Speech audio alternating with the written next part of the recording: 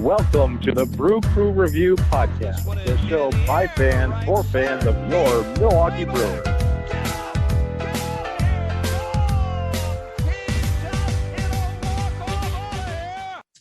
All right, Brewer fans, welcome to the Brew Crew Review Podcast. My name's Craig. Here with me today is Vince, and we're bringing to you some Brewer baseball talk. How are you doing, Vince? I'm great, Craig. How are you? Doing great.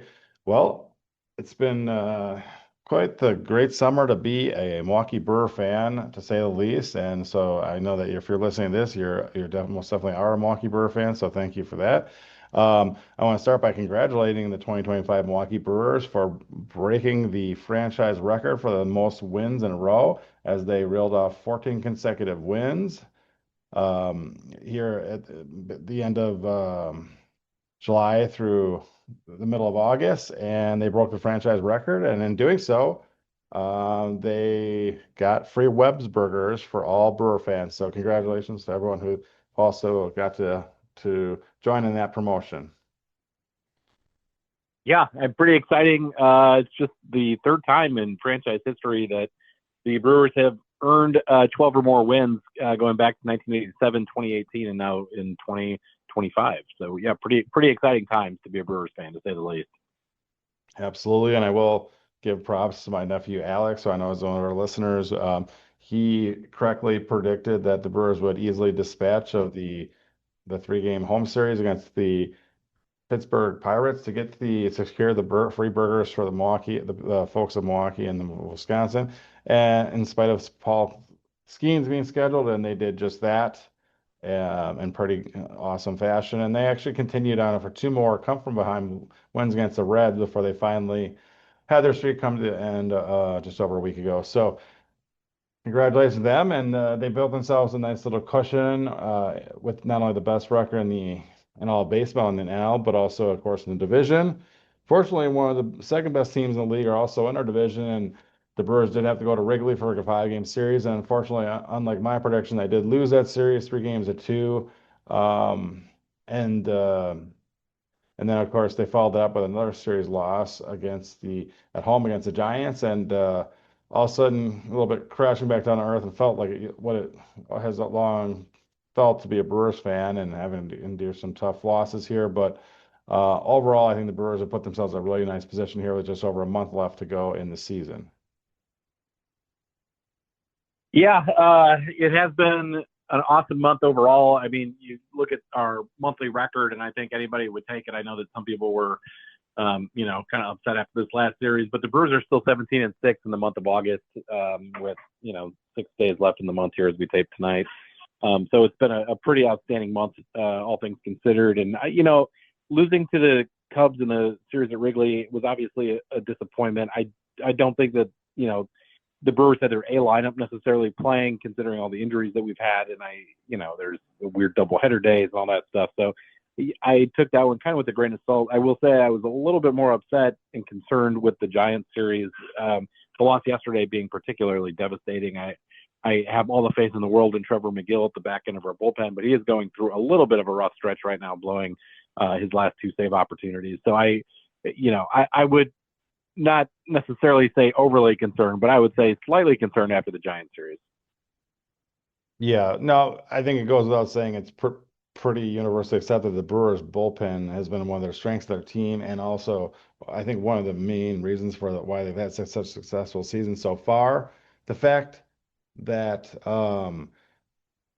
as the season wears on, bullpens start to tire down. A lot of other teams replenish their bullpen or, with arms from other teams via trade. And now we did acquire Shelby Miller, and he's been a nice addition to the bullpen as so far. But some of these guys have pitched a lot of innings, and a lot of high leverage innings, and maybe as the season wears on here, it's starting to show some cracks. And again, you can't be there's always going to be some mistakes. You can't win them all, so to speak. So yeah, that's for sure. And again, you have to look at the big picture, the macro level view of the team this year. And I think that literally every fan, if they were asked or polled going into the season, and were asked if the Brewers, being in first place by 5 or more games in August, late August at this point would be, a desirable goal, I think everybody would say yes. So a lot of these negative folks, I think, are really nitpicking at things right now, and every team goes through it a little bit. You can't win every game, as you pointed out. It's a long season, so you got to ride the wave, as they say. And I do think that the Brewers are a really talented team. They're a lot of fun. They've given so much to the city and the state just in the past, few months as we've seen them, win games in spectacular fashion and huge come from behind victories. And even Friday night in game 1 of the series against the Giants, just, a lot of fun moments with the William Contreras walk-off in that case. And wish that we could have pulled it out on the special celebration game for Uke yesterday. But other than that, no complaints for me whatsoever. Yep. And although I was unable to attend myself, I do want to give kudos to the Brewers team for putting together an unbelievable celebration day for Bob Uecker. Is very much well deserved, obviously. A lot of emotions there. And Yeah. Brandon pointed out to me that Lorraine from the Press Box Kitchen was actually sitting on the field with Uecker's family during the celebration, which was pretty cool. Not only was she seated on the field, I mean, Lena and I watched every second of the ceremony in the game yesterday. We were hooked, and Lorraine was not only on the field. Actually, Mark Ananasio mentioned her by name in his speech. So I'm sure you saw that, but it was pretty cool because her and Bob had a very special relationship. She's been up in the press box, as you know, Craig, for the entirety of Miller Park's history, and I think at County Stadium as well. So she's been there for a long, long time, and Lorraine was mentioned by name by Mark Ananasio yesterday. Yeah, that's pretty awesome. So Yeah. kudos to again the Brewers losing and Milwaukee baseball losing a legend over the offseason, this past offseason, and what a great tribute the Brewers did put together for Mr. Bob Uecker, Mr. Baseball himself. So getting back to the 2025 Milwaukee Brewers, I think the Brewers, the fact that we've been so successful, we've been, having to traverse, as all teams do, as you say, there's peaks and valleys this season and a lot to go through, a very long 162 game season. The couple of real key injuries with the Jackson Trio, hopefully back later this week. Supposedly he's on assignment, and we're getting Robert Gasser back here very shortly, which I think will be a nice addition. But Jacob Mizorowski recently returned from injury. Bryce Frank, I should mention, got banged up a little bit this week, and I thought there might be an IL stint in his future, but he was able to stay off that. However, Joey, well, two big blows, in my opinion, and they could be even underrated ones at that. First of all, I'll start with DL Hall on the bullpen. Like he's out for 15-day IL, and his value to this team and the bullpen has been unbelievable as like a piggyback bullpen, giving length to the bullpen, which has really saved on. And really, in my opinion, given some of these not only starters but the high leverage guys, great success by limiting the amount of times in their usage over the season. So DL Hall has just been amazing. Him and Ashby both, but DL Hall being lost here for a period of time, it looks like it's really going to affect the team. And then also, going without mention, Joey Ortiz could be out for extended period of time, and Andrew Monasterio has stepped up and is starting everyday role at shortstop. I guess what are your thoughts on that moving forward? Yeah, I think that Joey Ortiz is going to be missed far more by Brewers fans than people would have guessed. When you look at some of the peripheral numbers on Joey, he hasn't had a great season. His offensive numbers are not great, but I do think that, number one, he's certainly come on more recently than he did, back in May and June. And number two, I think that his defense is just so good up the middle. And I know that some of the more advanced defensive metrics don't bear that out, but the eye test is one that I think that Joey passes with flying colors every night. I think he works incredibly well with Bryce Sprang. I think that he is one of the best defensive shortstops in the National League, and I think that his bat is still improving. So I really am pretty bullish on Joey, and I think that the Brewers are, concerned enough to not only put him on the disabled list, but my best guess is that the Brewers are going to keep him there for quite a while, hoping that he gets better in time for the real stretch run and then the playoffs, hopefully, if all things go well at the end of September. So my guess is that we're going to have to, wait a while to get Joey back. And you don't want to mess with a hamstring. I think that's the lesson that, I would kind of take away. So it's a very frustrating injury. I totally agree with you about DL Hall as well. I think that obviously they came over together in the same trade for Corbin Burns, and I think that DL has been overlooked a little bit in terms of, Brewers pitching and who gets talked about and who gets, put on certain lists. And it's really just because he's had some fluky injuries. I really think the DL talent level is still there. I think that he is still that guy who the Brewers acquired for Corbin Burns, a young, very talented pitcher. I've been incredibly pleased with DL when he has made his appearances, out of the bullpen this season, and I'm hopeful that he is just going to have a shorter stint on the disabled list and get back sooner rather than later. But he's been a major piece of this bullpen. No, I could not agree anymore. And wish him a speedy way back to the Brewers. And like you said, the plan with Ortiz is probably a smart one. He, in spite of his frustration with his hitting early in the season, he really has turned it on since June. And with the bat and his defense has stayed stellar all season long. And so I think he's a key piece of this team, and we definitely need him back healthy. It does pain me a little bit because I really felt the Brewers should have addressed their middle infield depth and overall bench depth at the trade deadline, which they, in my opinion, did not do. So again, when someone like Willie Castro was available for a fringe prospect, and we did not go out and add someone like that, like our depth is going to be tested here. And no offense to Andrew Monasterio, I'm sure he'll fill in fine in the term, but again. We are battling for not only the NL Central title, but for the best record in baseball. And uh, this is going to be a difficult couple of weeks coming up, dealing with that injury and others. But again, like I said, we got some guys returning from injury, and the Brewers have so far traversed the season and all the injuries. And I think their depth has been one of their keys to their success overall. So, I mean, complaining in this area as far as middle infield, but I think overall the Brewers have excelled at building great depth throughout the organization, and especially at the major league level. So, my complaints can only Yeah. go so far, but Well, and to be fair too, Willie Castro, since he's been traded to the Cubs, is batting 188. With a 204 OBP and just one home run and one RBI in his first 15 games as a Cub. So we've actually gotten by numbers and statistically better production from Andrew Monasterio during that time without having to give up anybody, which the Cubs obviously did have to give up some talent to get Castro in the first place. yeah, I think they traded two prospects for Castro to the Twins. Now, again, I'm just not super comfortable with our depth, at the upper levels of minor leagues either when it comes to middle infielders. If something were to happen to Monasterio, I think we'd have to seriously consider moving Terang to short for a short period of time or something like that, because I don't think there's anyone else ready within our organization that we can pull. I mean, we could call someone like Nick Ahmed out of retirement maybe or something, but for the most part. Would you call up Cooper Pratt and just let him run with it? He's had a pretty decent year at Double-A, and certainly made some offensive improvements in the last month, I'd say. But it'd be interesting to see what he could do. I wouldn't expect much necessarily offensively at the big league level at this point, but I think defensively he could probably hold his own at shortstop at this point in the majors. I agree that defensively that he could probably hold his own, but I think he would get eaten alive with the bat. Unfortunately, guys don't think he's quite there on his development to the point where I think as long as Andre Monasterio stays healthy, I wouldn't mess with that.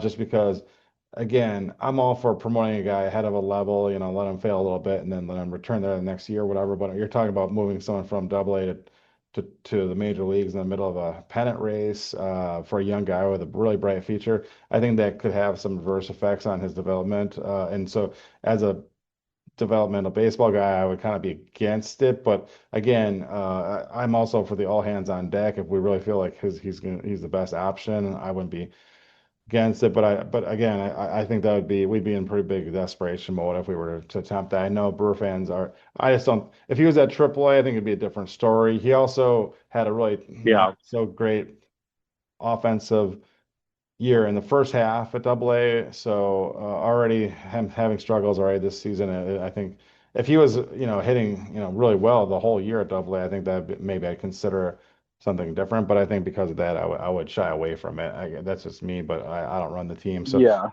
It'd still be exciting to get to see him or whatever. But I just don't think he's ready, so to speak, to really contribute with the bat. But I do agree. Yeah, fair enough. You were talking about it, if a situation like a Monasterio injury develops, so that's why I was bringing that up, just as I just don't emergency see break glass type of scenario, because right now I think Monasterio is your shortstop until further notice and guys return from injury.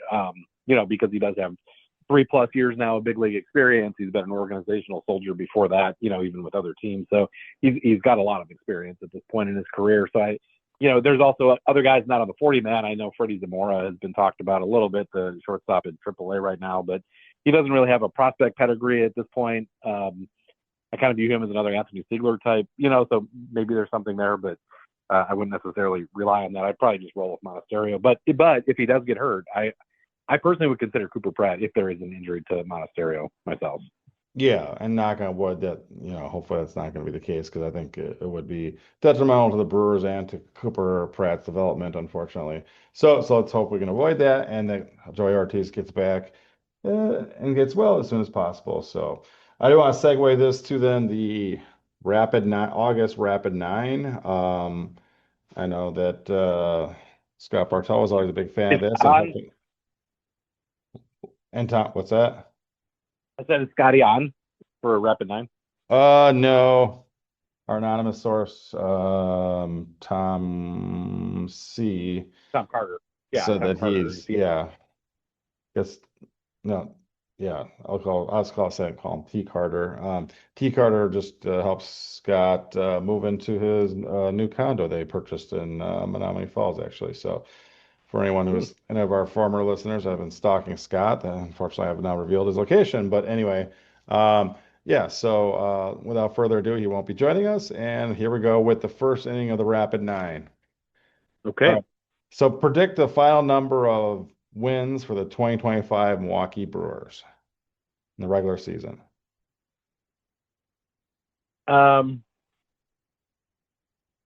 94. Nice. I'll be optimistic and go with 98. All right, second inning. Remaining Brewers series, what do you think is the most important? Uh, Most important. And I knew they come down to your state down there to play the Rangers Yeah, I sometime. was going to say the Rangers series in September because we're going to be there for that one. So that's kind of probably more So important to you, but yeah, that's personally important to me. It's probably not very important in terms of the Brewer. I think that the Brewers series against the Padres will actually be pretty important. The one in San Diego in September, not because we necessarily will need to clinch anything still at that point, but maybe we will. And also, I think that we may see the Padres in the playoffs, so it'd be nice to set the tone a little bit. well, not only that, but like most likely during that particular series, the Brewers could be on the cusp of clinching something, maybe knock on wood, but also the San Diego Padres will probably be fighting for Yeah, not that's what only I'm their saying. playoff lives, but possibly in the division title themselves. So it seems like it'd be a big series for both. So that's a great pick too. I've Yeah, got circled the St. Louis home series. We do have 6 games left against the Cardinals and none against the Cubs. I've got the St. Louis home series, September 12th to 14th, as a very important series.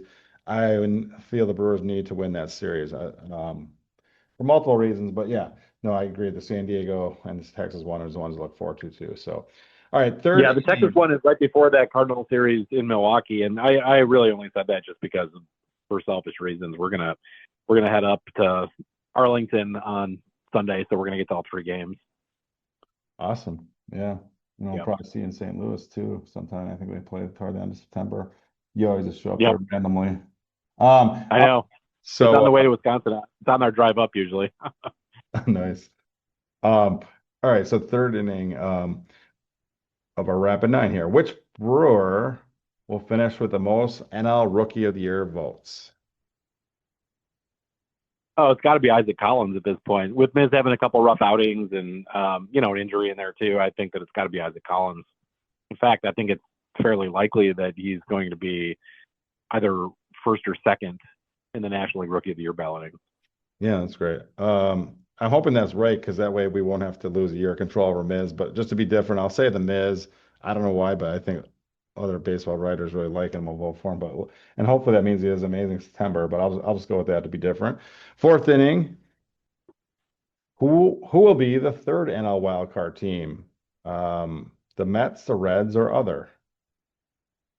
I think the Mets. I think that they've got more talent than the Reds overall. They've been really bad this year, though. I mean, on so many levels, and I don't know, but I think they've got more talent than Cincinnati. Yeah. It'll be different. I say the Reds. I think Hunter Green just returned from the IL. I think they've got Nick Lodolo also returning this week from the IL, and Andrew Abbott's had a phenomenal season. They've got some nice young core hitters. I'll just say that they'll have a magical run in September and make that their wild card spot and put Stearns and his Mets home for the playoffs. That'd be nice. All right, Hmm. fifth inning. In order, name your top four Brewers starting pitchers in a five-game playoff series. In order, I'm gonna go Woody number one, Freddie number two. Uh, I think, yeah, boy, number three is really a toss up to me. I guess you could put in the Miz at three. He's just so young. He's so good. He's so talented, but he still is a guy that it's hard to fully trust him not to have one of those types of innings like he did against the Cubs. He was able to come back, and that's to his credit. I think he will be able to, handle situations like that with ease, in the future. But right now, I don't know. I think I'm going to go with Quintana as my number three. Actually, I think Okay, and then four. Miz. Yeah. Okay. Yeah. Well, I don't know, man. Because Priester is so good. So what if you came in with Priester? We don't lose when Priester pitches. It's a tough question, Craig. It is. The Brewers is a really good Scott's question interns because the did a pretty Brewers. good job putting this Yeah, rapid Scotty's together. interns are doing a great job. Okay, I'm gonna revamp mine. I'm gonna go Woody, Freddie, Quintana, Priester, and I think Miz is left out, Okay. but he's available. I mean, He's I think he's available to come definitely out. on the playoff roster, but yeah, where he Oh can. yeah, for sure. But if we had to name our top four starters, yeah, that's what I'm going with. Or you could do a Miz opener, Priester follow up. I'd be okay with that too.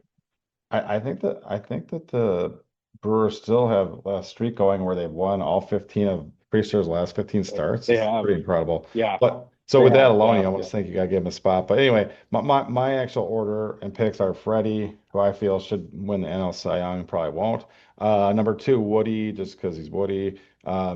Three, I am going with the Miz, even though a short leash, hook, whatever. But I'm going with Miz in game three. And game four, I will also go with Priester. But I really feel like the games three and four should be almost like piggyback games where you've got Quintana or something like Gasser or coming out of the bullpen or yeah, a healthy Hall. Like don't be afraid to go to the bullpen soon in games three and four. So that I guess those are my official picks. So Freddie, Woody, Miz, and Priester, I guess. yeah. The reason I picked Quintana is just because he has got such a long pedigree and long postseason experience and success in it too. Unfortunately, Oh no, including I last agree. year He's had against. a phenomenal year. In fact, he was kind of like the glue that held our early season rotation together out of nowhere with Definitely, the cheap sign. So I think he's earned himself a playoff yeah, part of that.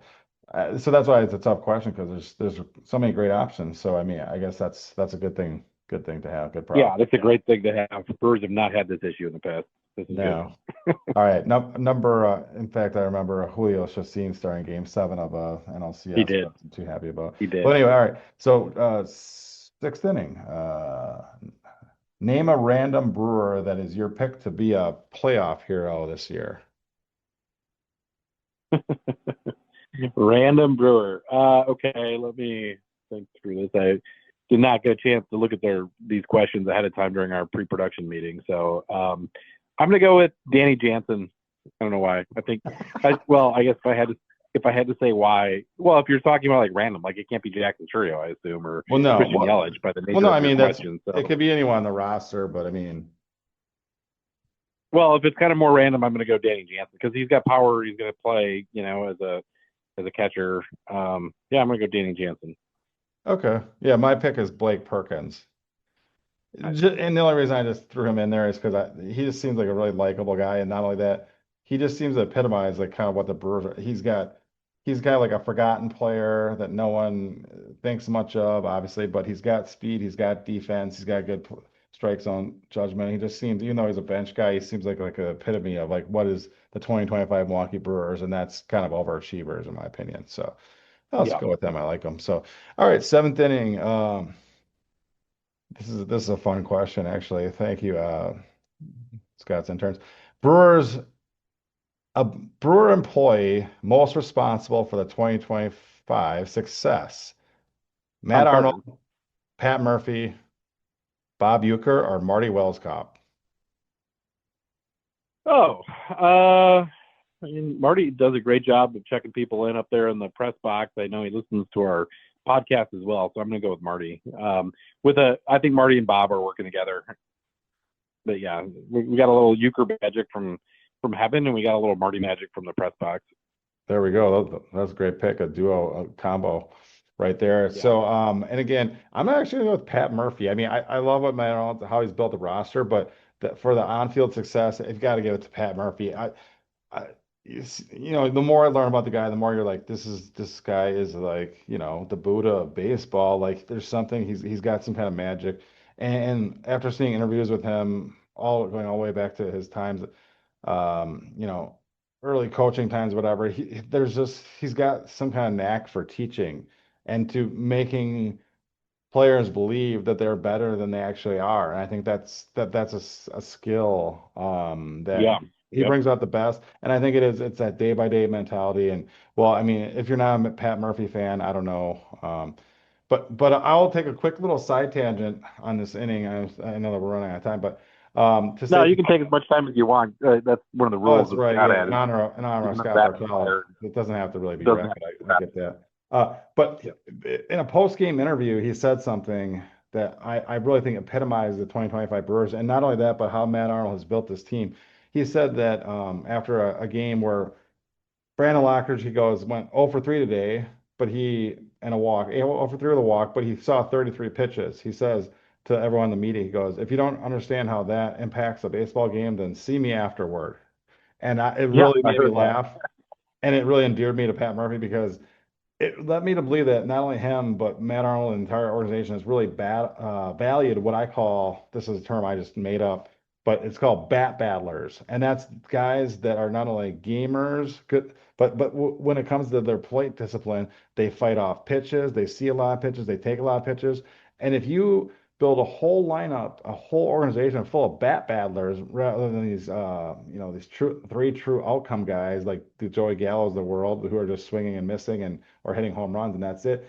Guys that play defense, guys that get on base, guys with speed, and the guys that increase pitch counts of the opposing pitchers so that they become ineffective by the middle innings, or it forces the other team to go to their weak part of their bullpen. Yeah, You know, the bullpen. and if you Yeah, build a whole roster for all these bat battler guys that increase the workload of the other, it benefits the entire team. And so that was his point. And I mean, I guess since you gave half credit to Euchre and Marty Wellscott, I guess I'll give half credit to Arnold and Murphy because I think Arnold yeah, did a great job building these type of players and supplying them, and Pat Murphy's getting the most out of them. So it's just this magical thing to see as we've seen this season. So yeah. It's been awesome, and the fact that you could name four different individuals who may or may not be the unsung hero of the team this year, and you can make a valid case for all of them pretty much.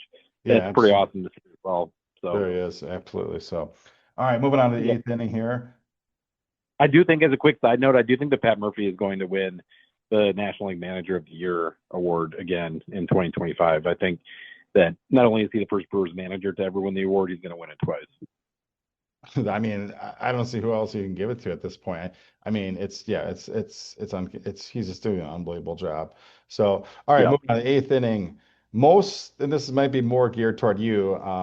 Interns seem to be liking throwing in like autograph questions, but most difficult current brewer to obtain an autograph from. Uh, I would have said Andrew Vaughn just because he hasn't signed through the mail for a long time, but now Watch the Sports Cards just announced the signing for him, so I actually just put a card in the mail to him today through Watch the Sports Cards. So I had to pay for it, but that's okay. Otherwise, yeah, I don't know. Fortunately, most of the guys have been pretty cool and have signed. So we'll see in Texas. I got a couple more guys to get this year, but it's so far so good on the season, to be honest. All right. I don't really Been have a pretty lucky because I've gotten Yelich to sign this year, gotten Churrier to sign a handful of times this year, got Contreras, got Frelick a few times, got Terang and a bunch of times. Like, so yeah, these guys are a good signing team. Well, that's awesome. Yeah, no, I mean, I can't agree more. And I want to give more props to, I think I might have mentioned last episode that Trevor McGill is an awesome signer as Yeah. Oh, well.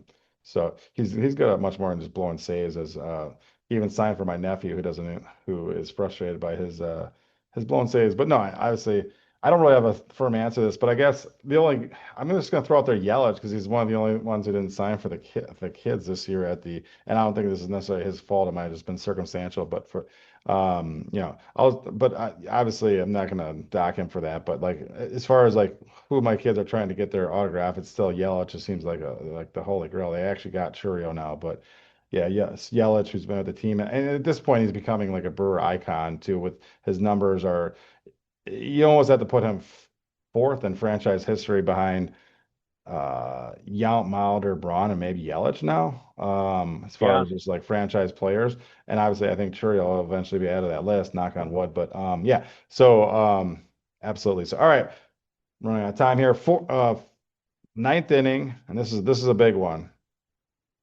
This may have come up before, but it might be an ever-changing thing. But name the four individuals that would be on your Brewers Mount Rushmore if it was created currently. Euchre, Yount, Bud Selig, and uh, probably Ryan Braun. Nice. Those are great picks and very close to mine. Mine, in order of importance, in my opinion, I guess, are Euchre, Bud Selig, Robin Yount, and I'm going to throw in there Paul Molitor. But I will say Yeah. that if he wins, like you just predicted, back-to-back NL Manager of the Year awards and takes the Brewers even to a World Series in the next couple of years, let alone and hopefully win. I think Pat Murphy has got the chance to knock Molitor or Braun or whoever off of that list as well. So I just throw that out there. So Yeah, Ryan. I mean, to me, Paul Molitor was my favorite player growing up. I loved Paul Molitor. He was amazing. The only reason I didn't put him on there is because Yount, obviously, by staying in Milwaukee his whole career, represents that era very well. So I kind of look at the team in terms of eras. That's why I picked the guys that I did. And Euchre found it. I'm sorry, Bud Selig, found the team. Euchre ties it all together by being part of every era so far until this season. And then you've got guys from other successful eras in Brewers history. So unfortunately, there's only four presidents on Mount Rushmore. Um, so it's tough to pick four guys in franchise history. But, Braun to me symbolizes an era where the team finally came out of its deep, dark hole. Molitor deserves to be up there just as much as Ryan Braun for sure. But I just think at the end of the no, day, I agree. Like the that fact, era is represented by Robin Yount in so many ways that I wanted to add Brian Braun or somebody from that era. And Prince is the only guy that would, compete with Braun, in my opinion, from that era of Brewers baseball. But, with the amount of years that Braun played here versus Prince, I think it has to go to Braun. no, and yeah, the fact that he was never played for another team, he only suited up for the Milwaukee Brewers, I think, lends some credence to over the fact that Molitor, even though he's a Hall of Famer and Braun so far is not, and most likely is not, the fact that Molitor did play for another team. So again, it depends on how you all look at it. But off my list, like I just mentioned, Molitor is the most likely one to be knocked off by a future edition, so to speak. Right. Right. Anyway, but no, I think the ones that are staying on there Euchre, Selig, and Yount, I think, are three locked in. And after, just saying, If we win a Euchre, World Series in the next few years and Christian Yelich is on that team, then I think that Yelich actually gets added to that list because Yelich has been here for so many good teams. And when you look at the Brewers and overall team history and our lack of postseason experiences or playoff appearances over the years, the fact that we've had Christian Yelich got traded here before the 2018 season, and since then we've made the playoffs every single season besides 2022 since he's been in a Brewers uniform. It's pretty incredible. And granted, the playoff formats have changed, and it's not fair to compare pure playoff appearances, today compared to Robin Yount and Paul Molitor's day because of obviously more teams making the playoffs. But still, the fact is that Christian Yelich symbolizes now two to three, probably two different kind of waves of Brewers baseball, all of which have been good enough to make the postseason. And that's a pretty incredible accomplishment. well, yeah, the fact that you're really thinking in a couple of years he's going to be literally part of like 80 or 90% of every single Brewer playoff appearance. He's going to be on the team. 80% of the teams that have ever Six, made the postseason. I mean, yeah, change rules or not, that's still pretty incredible. The fact right. that his not only was that trade probably the best trade in Brewers history, but it's also a start of an era that obviously Yeah, is by Christian Yelich. So obviously, I can't agree more that he's a candidate for a future member of that six list too. six postseason appearances for Christian Yelich. I mean, I shouldn't say that since he was out of the playoffs in 2019, but the Brewers have made the playoffs 6 times since Christian Yelich has been a Brewer, and it'll be 7 of 8 seasons with Milwaukee if Milwaukee does indeed make the playoffs this year, Yeah, so right which is there, that alone gives them some more credence. So this will probably be yeah, a great discussion for a full episode with maybe some of our former our colleagues, Chad and Scott too. Maybe we can. This will be yeah, an hour-long discussion probably, or a couple hours yeah. for sure. But Well, anyway, yeah, let's get booked for the next show. I know they've been hankering to get back, and I know that they've just been busy around assignments. So yeah, absolutely, we could do that next episode. yeah, we should probably get the band back together and maybe have some future. We got some future listeners, maybe like my nephew, maybe would love to be on, and we got some more authors coming up or Yeah, some more former brewers coming up. We'll have a lot for you, so stay tuned in. And anyway, this offseason, maybe we make some of that happen. But in the meantime, let's yep. enjoy this phenomenal 2025 Brewers run for as long as it can take us. And hop on board, and there's room for everyone. So again, thanks for tuning in. Thanks for listening. And yeah, stay classy Stay classy, Craigers. Go Brewers. and go Brewers. Yep. Do, do, do.